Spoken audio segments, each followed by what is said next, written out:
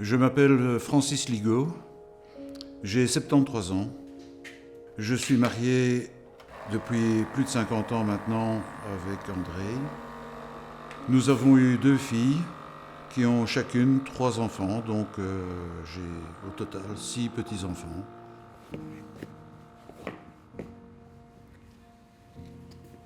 Ma maladie a été découverte en février 2013. Et là, c'était la catastrophe. Il s'agissait d'une tumeur pancréatique avec métastase hépatique. Là, évidemment, je ne vous dis pas le sentiment qu'on ressent à ce moment-là, quand on a le verdict. Moi, je me suis toujours comparé à un condamné à mort. Sur le gibet, on a la corde au cou et la trappe s'ouvre. Et je suis dans le centième de seconde où le corps est suspendu au-dessus du vide avant de tomber et de tendre la corde. C'est vraiment le sentiment d'effroi. On se dit, ben voilà, un jour on doit partir. Je n'étais pas trop pressé, mais le moment est venu. Le médecin hépatologue du grand hôpital de Charleroi m'a envoyé chez le professeur Borbat aux cliniques Saint-Luc à Bruxelles. Et pendant une dizaine de mois, j'ai testé un médicament qui était à l'époque en phase 3 de test. Mais après une dizaine de mois, ce médicament ne fonctionnait plus et les tumeurs ont repris vigueur. Suite à ces traitements qui ne me convenaient pas, on m'a proposé une opération d'ablation. Et là, c'était ma première victoire. C'est un peu paradoxal d'être ravi d'être opéré, d'avoir le ventre ouvert et de prendre les risques d'une opération, parce que c'était quand même pas une petite opération. Et l'année suivante, en 2016, je m'étais fixé, j'avais pensé à plusieurs projets physiques.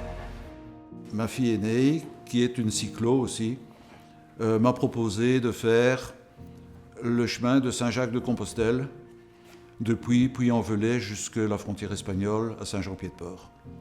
Et donc, nous avons fait 800 km en vélo sur 13 jours de temps. On s'entendait bien et donc c'était vraiment exceptionnel.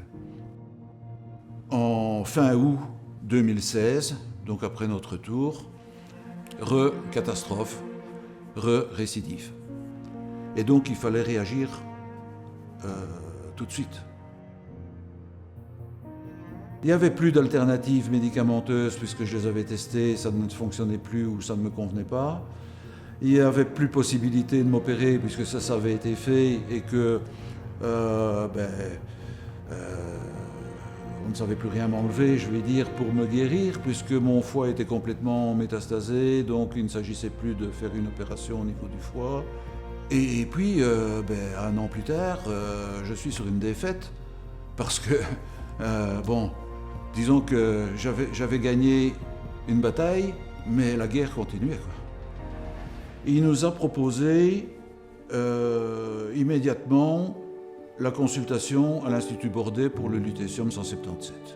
Il nous a expliqué, il y a un nouveau traitement qui existe, injecté dans mon sang un produit, un isotope de lutécium 177, qui sert en fait de petite bombe atomique au niveau de la cellule malade et donc qui la détruit lorsqu'il la rencontre. La première injection, je ne vais pas dire angoissante, mais un peu stressante, parce qu'on ne sait pas, malgré qu'on ait été rassuré par les médecins, on ne sait pas trop bien sur quel terrain on s'avance. On ne ressent quasiment rien.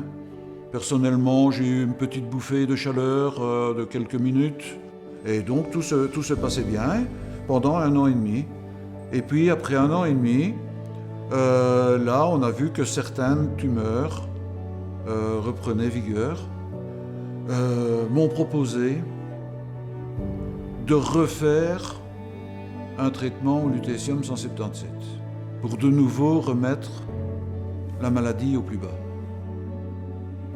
Si je peux adresser un message aux malades potentiels d'une tumeur neuroendocrine, c'est qu'il faut en tout cas garder l'espoir de vie. Parce que les traitements sont efficaces, les traitements nucléaires en particulier, sont indolores, font garder aux patients une vie tout à fait normale. Le traitement nucléaire était très efficace. Personne ne doit plus avoir peur d'un traitement nucléaire. Ben oui, c'est mon expérience personnelle. Bon, évidemment, je ne sais pas me transposer dans le corps de quelqu'un d'autre, mais il n'y a aucune raison que je sois une exception. Donc, si c'est bon pour moi, c'est bon pour d'autres. J'ai eu la chance de pouvoir profiter de ces traitements. Mais je suis conscient que ces traitements sont très onéreux. Et devant la maladie, nous sommes tous égaux. Nous méritons tous d'être soignés de la même façon, que l'on soit riche, que l'on soit pauvre. J'avais les moyens financiers de les assumer, mais je suis certain que ce n'est pas valable pour tous. Ça fait 7 ans que je survis. Mais c'est même plus de la survie, c'est de la vie. Parce que je ne souffre pas, je ne suis pas handicapé, je mange normalement, je bois normalement, je dors normalement, on va en vacances, je profite de la vie, je profite du moment présent. Moi, je suis persuadé et convaincu que la vie est belle et mérite d'être poursuivie le plus longtemps possible. Donc, on profite l'un de l'autre au maximum. Et surtout, encore une fois, de la famille, de nos amis proches, voilà, de la vie avec un grand V.